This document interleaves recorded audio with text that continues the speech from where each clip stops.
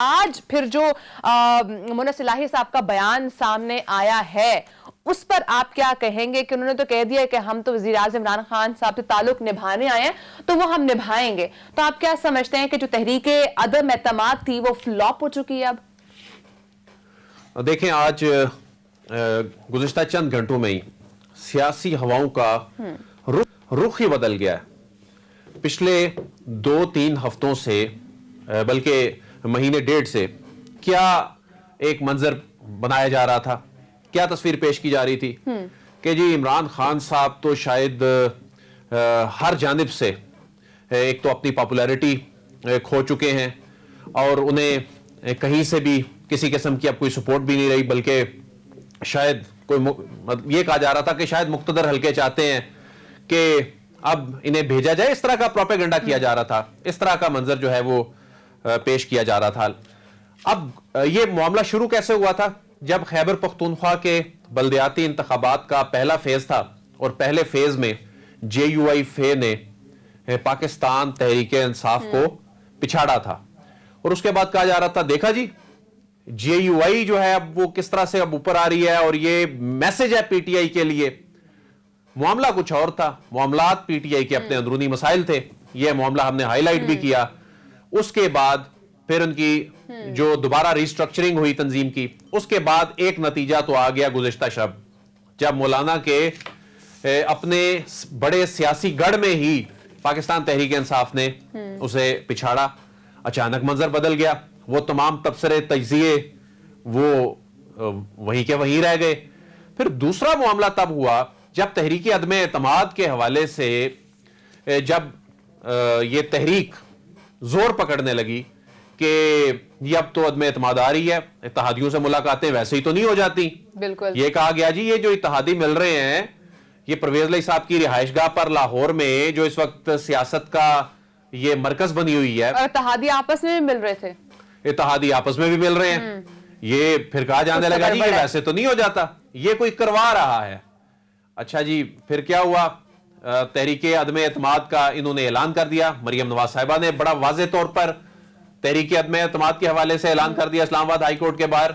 उसके बाद PDM का इजलास होता है, PDM के इजलास में मौलाना आकर वाज़े तौर पर यह ऐलान करते हैं कि जी हम तहरीके अदम एतमाद ला रहे हैं। अच्छा, तहरीके अदम एतमाद ला रहे हैं, उसके बाद क्या करेंगे? इत्तेहादियों से हम राब्ता करेंगे। यानी इन्होंने कहा कि हम इंडिविजुअली लोगों से राब्ता नहीं करेंगे, जमात के लेवल पर राब्ता करेंगे और जो इत्तेहादी हैं उनके जरिए हम ये तहरीक अदम एतमाद ला रहे हैं।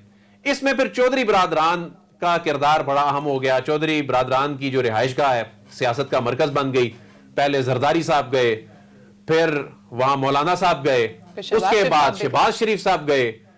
फिर जब हमने ये सवाल उठाया कि जी शहबाज शरीफ साहब ने मीडिया टॉक नहीं की, मीडिया टॉक किए बगैर ही चले गए हैं, कोई बॉडी लैंग्वेज जो है उनके जो जेस्चर्स हैं वो कुछ अच्छे नहीं है इस हवाले से, फिर कहा गया कि नहीं जी ये इस तरह की चीजें तो पसे पर्दा होती हैं।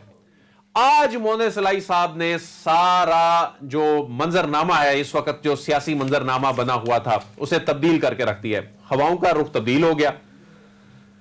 मुन्नस इलाही साहब ने, मैं समझता हूं कि आज सियासी तौर पर अपना प्रोफाइल बहुत ऊपर ले गए मुन्नस इलाही। ये शायद तय था, चौधरी बरादरान ने इसी तरीके से शायद चलना था, लेकिन तय था या नहीं था? मुन्नस इलाही साहब जो हैं मेन स्ट्रीम सियासत इस मुल्क की, उसमें आज की जो बड़ी शख्सियत के तौर पर देखे जाने वाली जो पर्सनैलिटी हैं वो मुन्नस इलाही हैं, जिनके बयान ने इस वक्त जो तहरीके अदम एतमाद का तूफान था। मुन्नस इलाही साहब क्या फरमा रहे थे वो चलवा दें अगर आप कहते हैं? जी बिल्कुल चलवा। इलाही साहब क्या कह रहे थे और किस तरह से उन्होंने इमरान खान साहब के दिल में जगह भी बना ली है, ये देख लीजिए। ये तमाशा चल रहा है, जो भी बातें हो रही हैं, सियासी लोग हैं हम, हमारा काम है लोगों को मिलना, कोई घर आए इसको वेलकम करना। लेकिन इसमें जो सबसे इंपॉर्टेंट चीज है ना जी, जो समझने वाली है सर, वो ये है कि सियासी लोग तल्लुकात बनाते हैं और तल्लुकात निभाते हैं। जिस तरह हमारा जनाब से एक तल्लुक बना है और वो हमने निभाने के लिए बनाया है। तो मेरी आपसे गुजारिश है कि आप PTI वालों को एक दफा जरा तगड़े तरीके से कह दें, घबराना नहीं। आपको क्या लग रहा है, जिस तरह से एक्सप्रेशन से वजीर आज़म इमरान खान साहब के ये बात सुनने के बाद, तो वो अपनी वजीर आज़म इमरान खान साहब के दिल में जगह बना गए हैं? जी बिल्कुल। इससे पहले वजीर आज़म साहब को मोनस इलाही साहब के बारे में जब उनको वजारत देने से पहले की बात है, किसी ने कान भर रखे थे और वजीर आज़म साहब उस तरह से मोनस इलाही साहब से वजारत देने से पहले की बात कर रहा हूं, उस तरह से राजी नहीं थे। और फिर यह कहा जा रहा था कि ये तो चौधरी बरादरान को चूंकि खुश करना था, उनका मुतालबा था, तो इनको फिर जो है वो वजारत दे दी गई। इससे पहले तारिक बशीर चीमा साहब के पास थी। लेकिन आज मोनस इलाही साहब ने जो अपना प्रोफाइल वो ऊपर ले गए हैं और इस वक्त मुश्किल में घिरे हुए कप्तान के सामने सियासी छक्का लगा के मैं समझता हूं उन्होंने जो दिल में घर कर लिया है उनके, और जो अपनी परफॉर्मेंस के बगैर आप ऐसी बातें करके वजीर आज़म इमरान खान साहब के दिल में घर कर सकते हैं? देखें, पहली बात तो ये है, जहां तक मामला ये है कि मोनस इलाही साहब की जो मिनिस्ट्री है, आज उन्होंने सबसे इंपॉर्टेंट बात की जो डैम से मुतल्लिक है, जो कालाबाग डैम से मुतल्लिक है, और वजीर आज़म साहब ने उसको अप्रिशिएट भी किया। मोनस इलाही साहब इस वजारत में आने से पहले भी जो पानी के मामले पर अक्सर इनके ये ट्विटर हैंडल पे देखें तो ये काफी कुछ देखने को मिलता है। ये बहुत ज्यादा कंसर्न रहते हैं पानी के इशू के हवाले से। ये वजारत के बगैर भी ये काम करते नजर आते थे अवेयरनेस के हवाले से। तो ये इनकी फेवरेट वजारत है, इनका फेवरेट टॉपिक है। वजीर आज़म साहब के दिल में घर करने के हवाले से जो आपने कहा, देखें परफॉर्मेंस की जो कारकर्दगी, वजारत की कारकर्दगी, उसका एक अलग से मैकेनिज्म पाकिस्तान तहरीक इंसाफ की हुकूमत ने, ये तो अभी पिछले दिनों एक कंट्रोवर्सी भी बन गई जब खुद से अपने लोगों ने भी एतराजात करने शुरू कर दिए। वो तो जाहिर है एक अलग मामला है। लेकिन इस वक्त इमरान खान साहब जो हैं वो मुश्किल में फंसे हुए थे कि चौधरी बरादरान की जानिब से भी उस तरह से वाज़ेह कोई बात सामने नहीं आ रही थी। MQM भी ये नहीं कह रही थी कि हम तहरीकियत में एतमाद वाली साइड पे जाएंगे नहीं जाएंगे, लेकिन वो दबे लफ्जों में हुकूमत को क्रिटिसाइज MQM महंगाई के मामले पर कर रहे थे। लेकिन ये वजीर आज़म साहब के लिए किसी रिलीफ से कम नहीं था कि उनके सामने, बल्कि मुल्क के सामने उन्होंने बहुत वाज़ेह अंदाज में ये कह दिया कि हम आपके साथ ताल्लुक निभाने के लिए हमने बनाया है और हम ये आपके साथ ताल्लुक निभाएंगे, और आप अपने लोगों को कह दें घबराना नहीं। ये वाज़ेह मैसेज था और मैं समझता हूं कि ये मैसेज बहुत बड़ा दचका था PDM के लिए।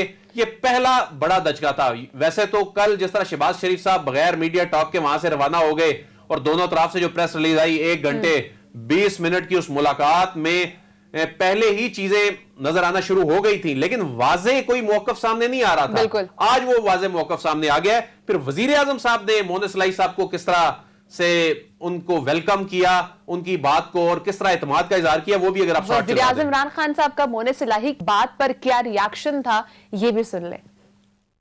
मोनस, आपने बड़ी अच्छी बात की। आपने कहा कि तहरीक इंसाफ को घबराना नहीं चाहिए मीटिंग से। देखिए, तहरीक इंसाफ की तो मैंने ऐसी ट्रेनिंग करवाई हुई है, 25 साल में उन्होंने ऐसे ऐसे मुश्किल वक्त देखे हैं कि तो वो तो बैटल हार्डन हो चुके हैं। लेकिन जो घबराए हुए हैं ना, उनको अब चौधरी साहब की सेहत का ख्याल आ गया, उनको याद आ जाना एकदम कि उनकी सेहत के ऊपर। ये वो लोग हैं जो वो घबराए हुए हैं।